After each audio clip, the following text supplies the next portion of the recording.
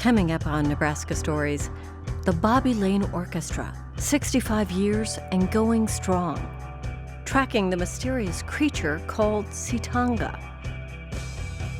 Nebraska's own Newton's Apple Tree, a house with 360 degrees of art, and a love letter from Willa Cather.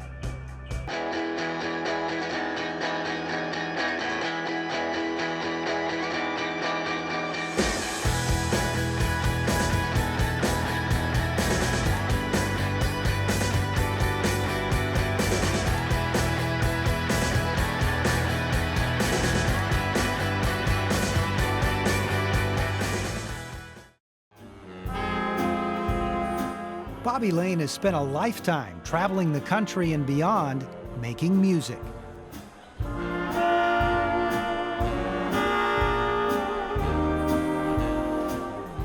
He does it with style. For 65 years, he's put on his bow tie and jacket and led the orchestra that bears his name on a musical journey to places like New York, New York, and Tuxedo Junction.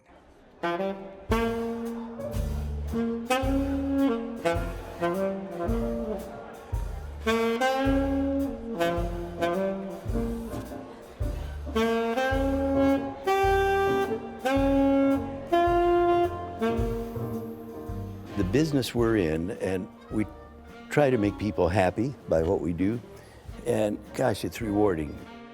Bobby started playing in the band in high school at Waverly, first the trumpet, then the saxophone. After 6 years in the 43rd Army Band, Bobby came back to Nebraska, young, energetic, and in his words, ready to get real serious about his band and his music. It was tough because you try to book the band someplace, and they were used to the old professionals, and you come there and they'd say, you know, come back when you grow up. But I did grow up, and things just kept getting better. You had to prove yourself. 1, 2, beep, bop. He proved himself by playing small ballrooms across the state. Every town had a ballroom that was the social gathering place. And they did everything there, for weddings, anniversaries, funerals, so forth. If a town had a ballroom, it's a good bet the Bobby Lane Orchestra played in it. We had one at Utica, Nebraska, which was called the Flying V Ballroom, and it was big. Gosh, the turnpike here in this town was so beautiful. Peony Park in Omaha, Nebraska, and that was so elegant. If you took your date there, you had to wear a coat and a tie, and very classy. Soon, the orchestra was playing across the country, 15 to 20 nights a month, from New York City to Las Vegas, South Padre Island to Hawaii. And they shared the stage with some of the nation's top entertainers. We worked with Tony Bennett, that was a thrill. And there are so many, Bob Hope, it goes on and on. We were the backup band for all of the Lawrence Welk stars. Now, at age 85, Bobby is still going strong. Playing shows like this one at his Playmore Ballroom in Lincoln. There's no shortage of talent on the stage. Singer Trudy DeMay has recorded 13 albums in her more than 4 decades with the orchestra.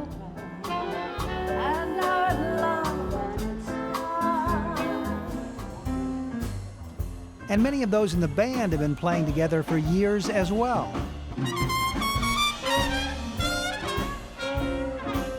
I've been surrounded by wonderful musicians, and you become a family because you're traveling together and working together. And gee whiz, I don't know how many musicians we've had through the years, but we still keep in touch.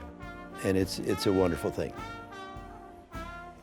The orchestra still plays shows across the country, wherever their music takes them. And when they pull into town in their latest custom bus, everyone knows they've arrived.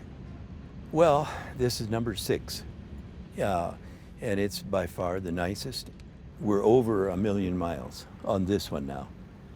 So they treat us good. Bobby has been named the National Band Leader of the Year.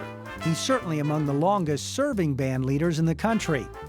After 65 years, traveling millions of miles to play for thousands of dancers in hundreds of ballrooms, for Bobby Lane, his music comes down to one song. It's kind of my song that I use a lot. It's When You Wish Upon a Star. And that's been my title song.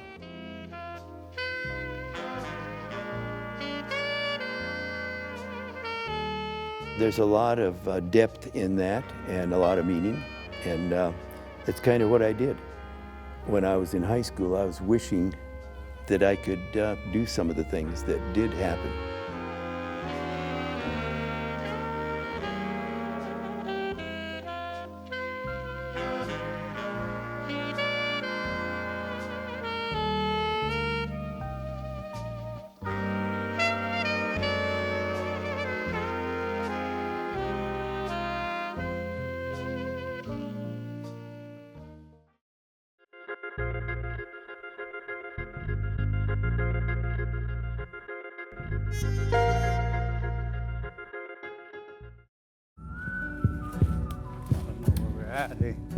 Obviously, we can't research everything, but a lot of what we developed and what we've learned, it came from our elders, and it was important for us to do it the right way. And number one, it started with respect. Yeah. As you can see right here, this is kind of classic activity here. Every time there's an arch, and it's always pinned down on the end by another tree. Coincidence or squatch activity? For two brothers from Macy, Nebraska, and the Omaha tribe, the quest to find Bigfoot is real. Barry and his brother Derek have set out to explore the unknown, originally based off a dare. My son challenged us. He said, Dad, let's go out there. The community's seeing it, and there's a lot of reports, So it's kind of a father-son challenge, and we went out, told my brother Derek about it, and he was game, and that's kind of what kicked it off for us that particular night. For the Omaha people, the creature has been intertwined with their history for generations. We'd prefer you guys to call him Situnga, which means Bigfoot in our language. Rough skin, deep sunken eyes, obviously. The kind of the short nose. The shoulders are real wide, long arms. I haven't met anybody, and I've listened to a lot of people describe it this way. Their mouth is always open, and they have two canines on the side here. There's folklore, there's stories that were handed down generations about Situnga. A lot of times we were told to leave them alone because our ancestors didn't understand them. So they didn't want anybody to mess with them because they didn't understand. Society has kind of, in my opinion, made somewhat of a mockery of it. And so for us, it took us a long time to really come to the conclusion that we wanted to share, and especially based on how we approach it, from a respectful, spiritual kind of way. As we go about our day, that we may be blessed.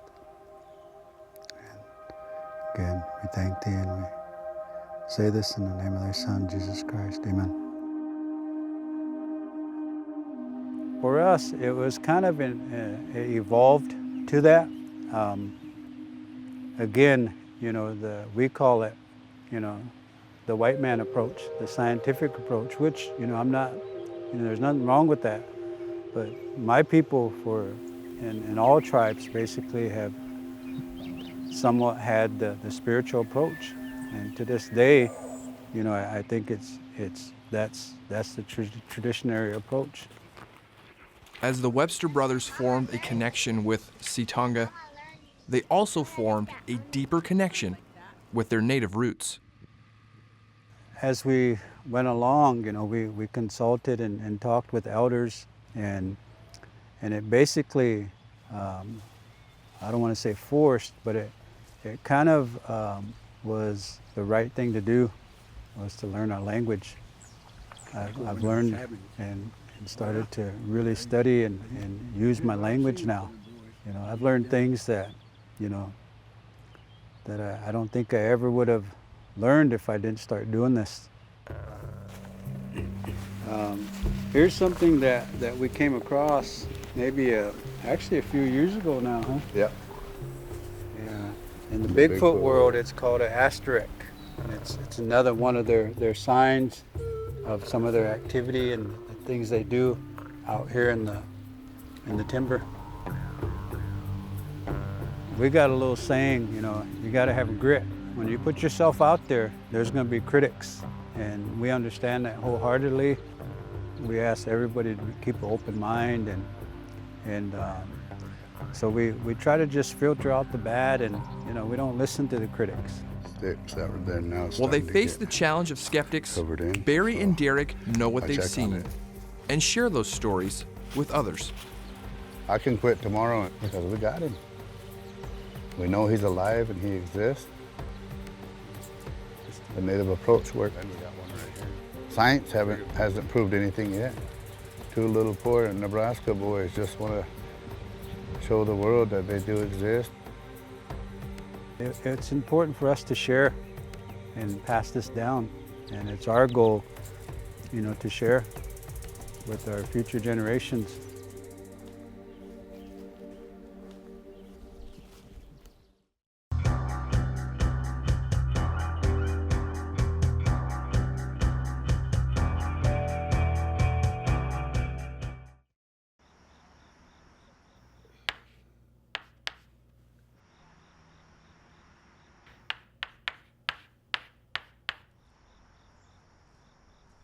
I'm Anthony Starres. I'm George Holmes University Professor of Physics at UNL.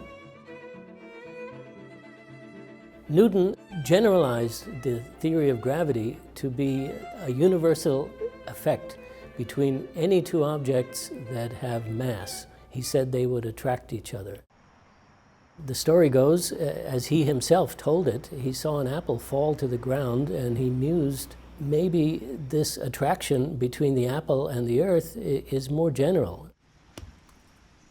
Maybe the force of gravity could extend not only up to the tree where the apple is, but maybe it could extend all the way to the moon. So the story of how the tree got to Lincoln, Ed Lyman, a retired physician here in Lincoln, read a biography of Newton. He consulted Joseph Young, a retired horticulture professor at UNL, and the two of them went to England. They met up with Richard Keesing, a professor of physics at York University, who had done a lot of research into the veracity of the story that the apple tree existed. Joseph Young brought a cutting back to Lincoln. They brought it to East Campus and grafted the scion onto a Nebraska rootstock tree, or a tree that could survive Nebraska winters. And then when the tree got large enough, they transplanted it in 1991.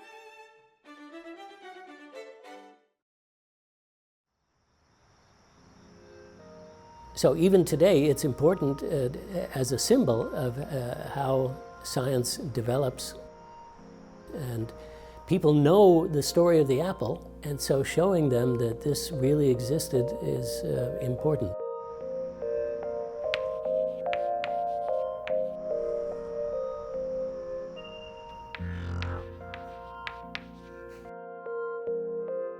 This is gravity.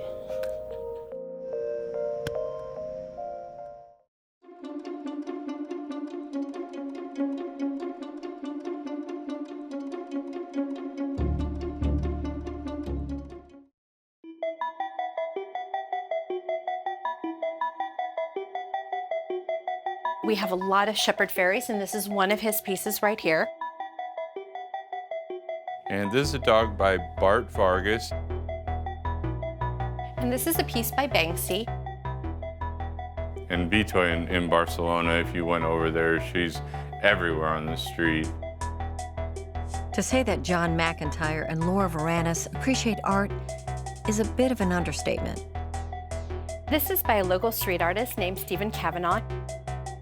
If we ever do leave the house, we'll either have to cut it out or leave it for that next person. They have become collectors with a special affinity for street art. That's probably about 75% of our collection. And we just look for things we really enjoy, we like. Street art's an interesting kind of genre where it's a cross between pop art and graffiti with a political or social twist. So there's the Obama Maryland by Mr. Brainwash.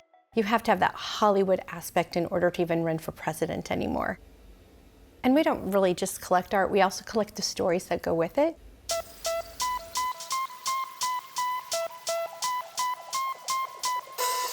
He made the hive, it's paper mache, and he uses the B section out of the books that he finds.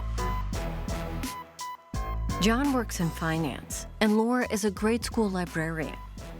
They might appear to be your average middle-class couple living in a modest neighborhood in Northwest Omaha. From the outside. I had the interest and I brought him on board. So I was kind of the instigator of everything. I did not start out being an art collector. I started out being an art lover. And this is one of the first pieces we purchased from Mr. Brainwash. And this is before anyone really knew who Mr. Brainwash was.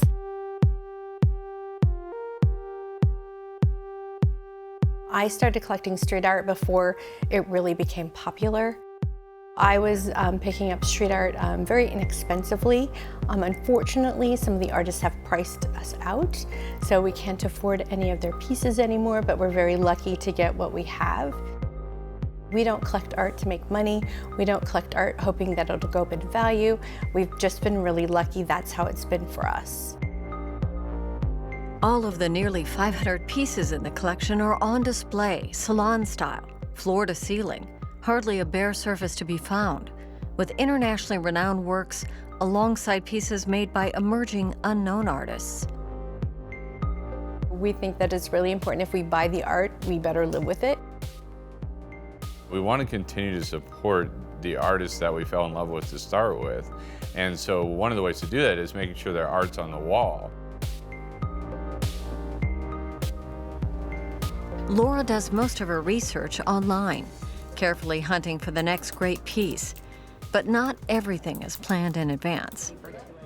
If I see something and it hits me, I mean, yeah, it's definitely the way to buy. The aha moment, as I call it, where you see this piece and it's like, oh, I must own this piece. Everyone can buy original art, and maybe you have to plan it out a little bit more and make a payment plan. We don't travel. Instead, our travel budget is our art budget.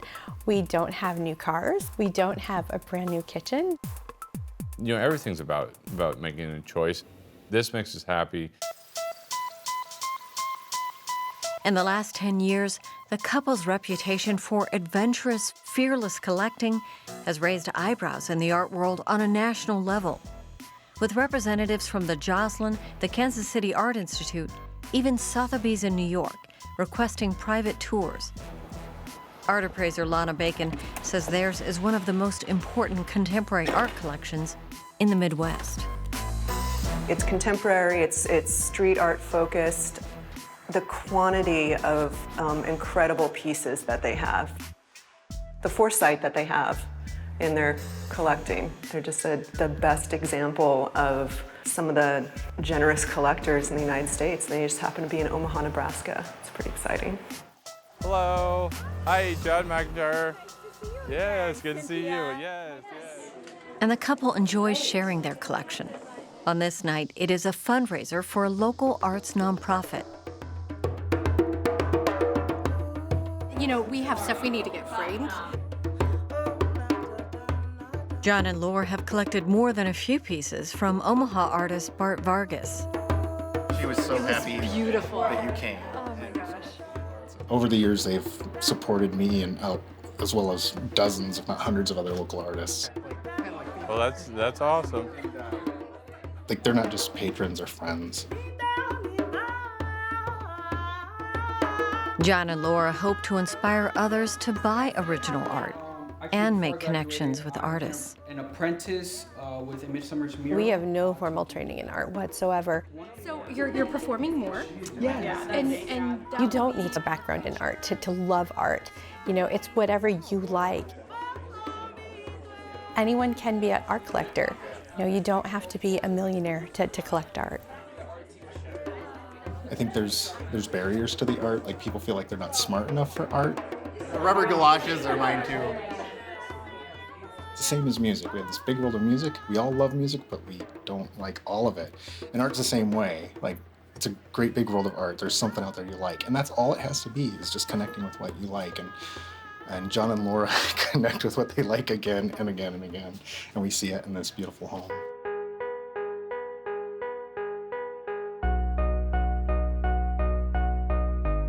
For John and Laura, the art is more than aesthetic. It is a connection to people and their stories. She's wandering somewhere. We don't have wedding pictures. We don't have, you know, family photos. We live with our art.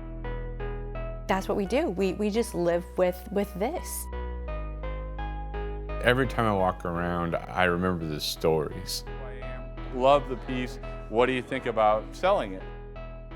Art has a way to trigger, I think, the memories, and you have a more vivid story when you have a piece of art on the wall that you can go to.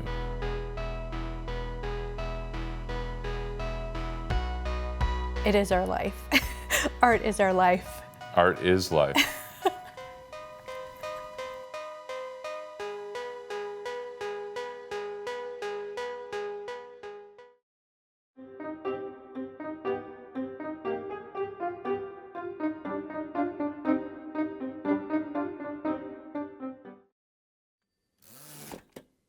April 28th, 1925. My dear Mr. Fitzgerald, I had read and hugely enjoyed your book before I got your letter, and I honestly had not thought of a lost lady when I read that passage to which you now call my attention. In 1925, Willa Cather received a surprising letter from F. Scott Fitzgerald.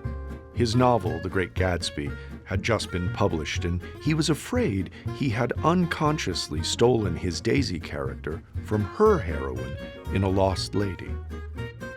Cather was famous by then, author of O Pioneers, The Song of the Lark, My Antonia, and she just won the Pulitzer Prize for a war novel. She assured Fitzgerald that he had nothing to worry about. It wasn't plagiarism. They were both responding to the same mysterious thing. I suppose everybody who has ever been swept away by personal charm tries in some way to express his wonder that the effect is so much greater than the cause. And in the end, we all fall back upon an old device and write about the effect and not the lovely creature who produced it. After all, the only thing one can tell about beauty is just how hard one was hit by it. Isn't that so? Cather was first hit by it many years before when she met a young woman named Louise Pound at the University of Nebraska. 1:30 p.m., June 15th, 1892, Lincoln. My dear Louise, I am just about halfway through a nasty job of packing, and the idea has suddenly occurred to me that after going up to your place tonight to see your new Worth costume, I did not give voice to my admiration. It rather overcame me. The general effect struck me so hard that I lost track of the incidentals. I find that I have 4 very distinct impressions left with me: the neck, the train, the color, and what the whole affair set off. I suppose you would object to my saying that you looked very handsome last night.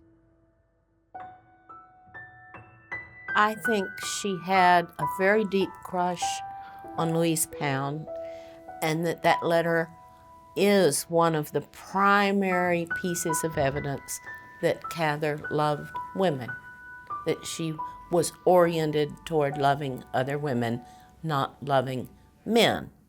And she also knew that society judged her or would judge her adversely for that. She said, it's so unfair that friendships between women should be labeled unnatural. So she knew what she was talking about. I think that letter to Louise Pound it's really heartbreaking because you just feel it as an unrequited love. You can feel Louise's distance, or at least Cather's perception of her distance from her. And I think lots of people have written letters like that. Most of us will never have them published. It's true. I certainly hope that the person to whom I addressed such letters in college didn't keep it. This epistle is infinitely sillier than one I tore up last March and did not send you, but I am tired and just haven't physical energy enough to tear it, so you will have to pardon my frame of mind and lay it all to the weather. Yours, William. Louise Pound became a famous athlete and the first woman president of the Modern Language Association. She stayed in Nebraska. Willa Cather pioneered her way east, from Lincoln to Pittsburgh to New York, finding friendship along the way with women who returned her affection.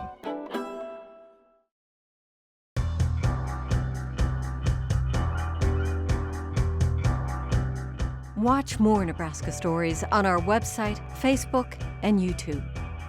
Nebraska Stories is funded by the Margaret and Martha Thomas Foundation.